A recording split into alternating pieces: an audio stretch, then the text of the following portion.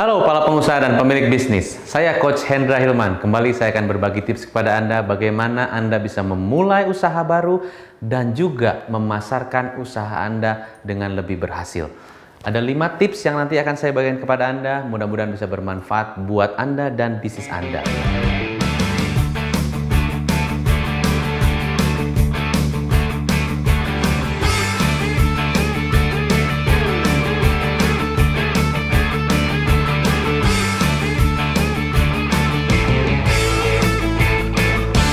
Nah, saya sering diundang di salah satu pertemuan di komunitas pemilik bisnis dan pengusaha di Indonesia, dan waktu itu adalah yang datang calon-calon pemilik bisnis, calon-calon pengusaha seperti Anda, ya. Dan saya tanya kepada mereka, saat ini apakah tujuan mereka? Apakah tujuan Anda? Apakah pengen jadi pengusaha? Mereka bilang iya. Nah, waktu itu judulnya adalah Entrepreneur Sukses, menjadi seorang entrepreneur sukses. Lalu saya tanya, apakah Anda ingin jadi seorang pengusaha sukses? Yes. Nah, cuma saya tanya juga begini, apakah Anda tahu bahwa ternyata banyak pengusaha-pengusaha juga yang tidak sukses? Ada pengusaha-pengusaha itu yang, ya betul, waktu saat mulai mereka bagus, mereka setelah setahun, 2 tahun dia jalan, tapi ternyata apa yang terjadi? Nggak semua bisa survive di 5 tahun pertama. Ya, bahkan ada survei yang membuktikan sekitar 80% usaha baru yang dirintis 5 tahun pertama itu ternyata tutup. Dan juga ada beberapa pengusaha yang juga usahanya tidak jalan karena mereka mungkin ada yang terlilit hutang, ada yang mereka tidak punya customer, dan banyak problema-problema lain yang membuat usaha mereka tidak jalan. Entah ada yang sepi, banyak kompetitor, perang harga, dan banyak sekali. Saya kasih tahu fakta-fakta seperti itu dan mereka tetap bilang, saya tetap harus jadi pengusaha sukses. Wow, sangat interesting sekali. Saya selaku business coach, pelatih bisnis, dan juga selaku pengusaha, saya sangat senang sekali melihat entusiasme dari calon pemilik bisnis atau para pemilik bisnis yang baru-baru, yang muda-muda dan semangat ingin benar-benar sukses dalam bisnis mereka. Nah, berikut ada tips-tips dari saya setelah saya banyak mengcoaching para pemilik bisnis dan membantu mereka supaya bisnisnya maju. Inilah 5 hal yang Anda harus perhatikan saat Anda memulai usaha Anda. Banyak dari kita mungkin bingung, bagaimana kita memulai bisnis? Yang mana? Bisnis apa yang harus saya jalani? Karena semua bisnis udah ada. Baju, makanan, online, semua sudah ada. Harusnya mulai dari mana? Fokuslah kepada hobi atau passion.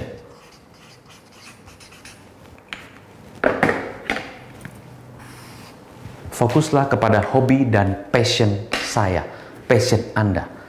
Hobi Anda apa? Anda sukanya gimana? Passion itu adalah saya mau nggak mau harus, saya suka dan saya itu suka sekali.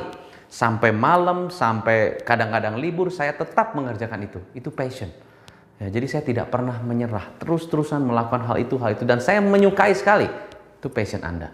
Misalnya Anda passionnya atau Anda senang menggambar, membuat lukisan, atau Anda senang gambar-gambar, dan ternyata setelah Anda lihat gambar-gambar Anda, specifically Anda kelihatannya senangnya gambar-gambar yang lebih ke bangunan-bangunan begitu, atau lebih ke ya gedung-gedung. Nah, berarti itulah mungkin passion saya atau passion Anda saat waktu Anda menggambar tersebut. Nah, saran saya, jangan hanya jadikan hobi, tapi jadikanlah Anda master di hobi Anda itu. Misalnya kalau Anda tadi hobi menggambar dan gambaran Anda fokusnya lebih ke spesifik gambar-gambar bangunan begitu ya, gedung-gedung begitu, Anda belajar dan belajar terus. Carilah sertifikasi, belajar terus mengenai bagaimana Anda bisa jadi master di hobi Anda itu. Jadi jangan cuma fokus ke hobi, tapi fokuslah ke passion dan juga asahlah hobi Anda supaya Anda jadi master di hobi Anda tersebut.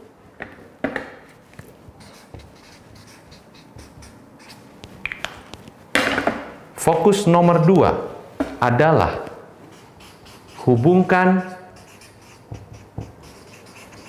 hobi kepada manfaat.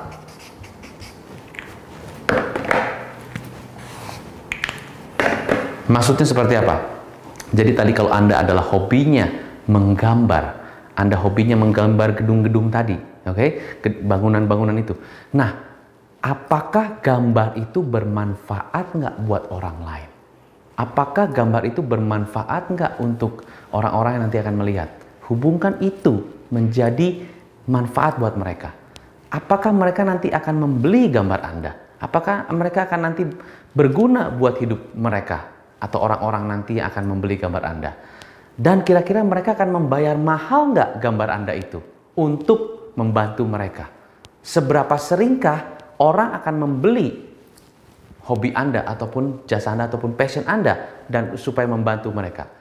Jadi coba Anda pikirkan, bagaimana hobi saya atau tadi kalau saya hobi menggambar itu, bagaimana gambaran saya bisa membantu dan bermanfaat buat orang lain yang nantinya akan membeli ke hubungan ke bisnisnya saya ataupun ke hobi saya. Fokuskan kepada apakah mereka akan membeli gambar saya, apakah itu bermanfaat buat bisnis saya atau buat diri saya.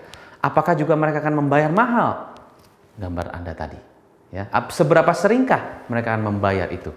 Oke, nomor 2. Nomor 3, fokus kepada siapa? Siapa yang nantinya akan membeli ataupun akan membayar hobi Anda, gambar Anda tadi? Siapa? Siapa mereka? Orang-orang yang seperti bagaimana mereka itu? Umur berapa? Income-nya bagaimana? Apa kebutuhan mereka? Ya. Apa yang gaya hidup mereka seperti apa? Fokus kepada siapa? Dan spesifiklah kepada siapa. Umur, pria apa wanita, kebutuhannya apa, gaya hidupnya bagaimana. Fokus kepada siapa yang nantinya akan membeli atau membayar hobi Anda tadi. Ya, tips berikutnya adalah tadi setelah Anda tahu siapa target market Anda, tips berikutnya adalah fokuslah kepada solusi.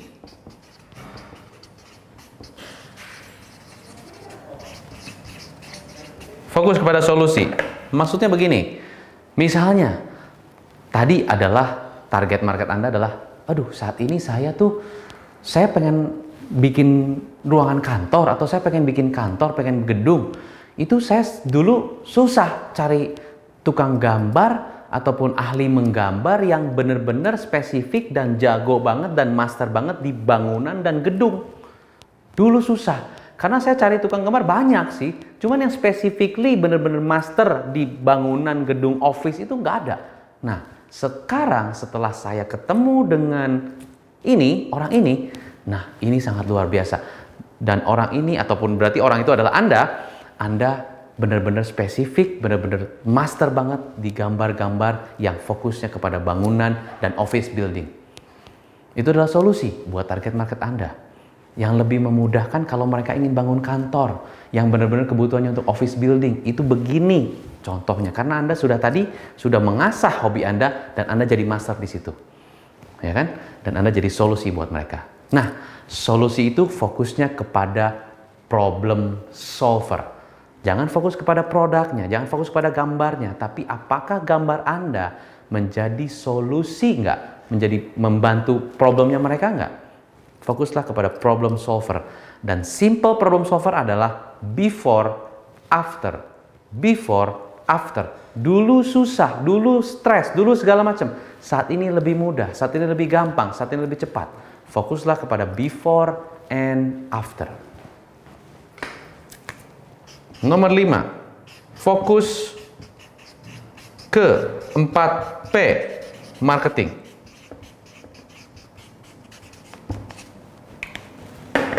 Fokuslah kepada 4P marketing tools.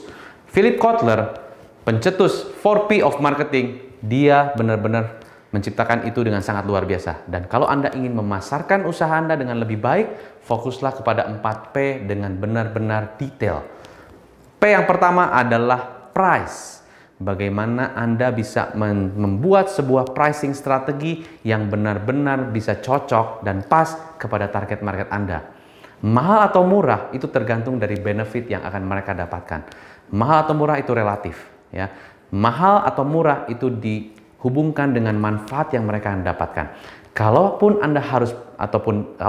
calon customer Anda harus membayar lebih mahal, itu karena benefit yang mereka dapatkan, manfaat yang mereka dapatkan jauh lebih banyak yang mereka dapatkan daripada harga yang harus dibayar. Maka mereka akan membuat harga itu akan tidak terlalu mahal. P yang kedua adalah tentang place, tempat di mana Anda melakukan usaha Anda. Ada 3 tempat. 1, Anda bisa melakukan usaha Anda di offline, retail, ataupun di offline begitu ya. Kedua, Anda bisa melakukan usaha Anda di online. Ya.